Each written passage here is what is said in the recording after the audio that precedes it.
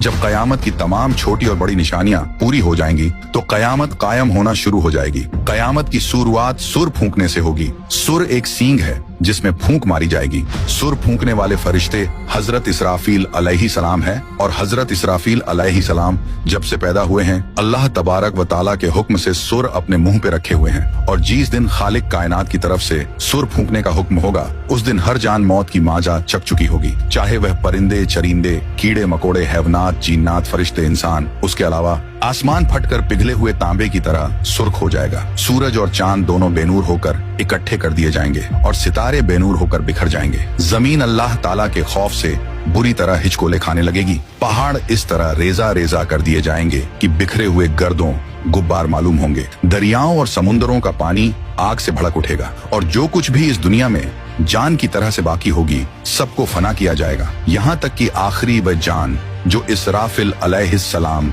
सुर फूंक रहे होंगे अल्लाह ताला उन्हें भी मौत आता करेंगे और उस दिन सिर्फ और सिर्फ तन्हा रब्बे जुल जलाल की जात बाकी रहेगी। तो मेरे प्यारे दोस्त, कयामत पार्ट 2 में कयामत के दिन हश्र के मैदान में क्या होगा से लेकर हम गुनहगार उम्मतियों के साथ जन्नत और जहन्नम में क्या क्या होगा आप लोग इस वीडियो में जानेंगे। तो आप लोगों से गुजारिश है कि आप लोग इस वीडियो को पूरा देखें और हाँ, एक लाइक शेयर करके अपने दोस्त और घर वालों को भी दिखाएं। तो मेरे भाई, अब उसके बाद जब रब ताला की मर्जी होगी तो फिर से इसराफिल अलैहिस्सलाम को उठाएंगे। अब उन्हें दोबारा सूर फूकने का हुक्म होगा तो फिर से वह सूर फूकेंगे। तो आदम अलैहिस्सलाम से लेकर कयामत तक जितने भी जान आए थे फिर से सबको उठाया जाएगा और उस वक्त सबसे पहले कब्र से बाहर ताजदार कायनात इमामुल अंबिया हजरत मोहम्मद मुस्तफा सल्लल्लाहु ताला अलैहि वाले वसल्लम तशरीफ लाएंगे। इसके बाद हजरत मूसा अलैहिस्सलाम अपनी कब्र से उठ खड़े होंगे। फिर बाकी लोग भी अपनी कब्रों से बाहर निकलना शुरू हो जाएंगे और वह सब हश्र के मैदान में लाए जाएंगे और वहाँ सब मर्द और औरतें नंगे बदन और नंगे पांव के साथ होंगे,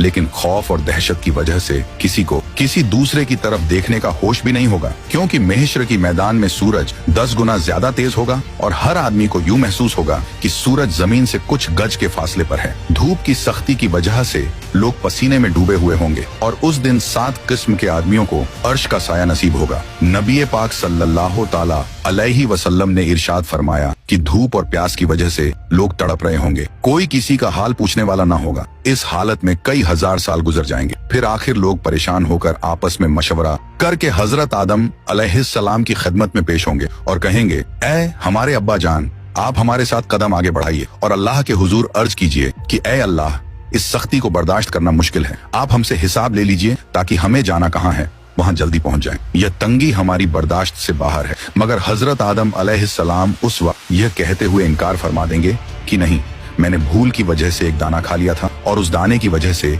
300 साल तक रो रो कर माफी मांगता रहा। हदीस पाक में आया है कि पूरे इंसानों के जितने आंसू हैं वे सारे के सारे 10वां हिस्सा हैं और 9 हिस्से आंसू हजरत आदम अलैहिस्सलाम के उन 300 सालों में निकले और उसके बाद अल्लाह ताला ने उनकी तौबा को कबूल फरमा लिया। इतना रोए और माफी मांगने के बाद और तौबा कबूल हो जाने के बाद आखिर उन्होंने बैतुल्लाह शरीफ बनाया और 30 हज पैदल चल कर की। मगर कयामत के दिन वह फिर भी फरमाएंगे, नहीं, मुझे अल्लाह रब्बुल इज्जत के सामने जाने में शर्मिंदगी महसूस हो रही है। गौर कीजिए कि हजरत आदम अलैहिस्सलाम की तौबा की कबूलियत का भी फैसला आ चुका है, लेकिन बंदा अपने की पर पछताता है। जब कयामत के दिन हमारे जद्दे अमजद का ये हाल होगा तो हम लोग जब अपने गुनाहों को लेकर जाएंगे और बगैर तौबा के मर जाएंगे तो हमारे लिए कयामत के दिन अल्लाह रब्बुल इज्जत के सामने खड़ा होना कितना मुश्किल होगा। उसके बाद हजरत आदम अलैहिस्सलाम तमाम इंसानों को कहेंगे कि आप लोग हजरत नूह अलैहिस्सलाम के पास चले जाएं। लिहाजा सारी मखलूक हजरत नूह अलैहिस्सलाम की तलाश में लग जाएगी। जब नूह अलैहिस्सलाम मिलेंगे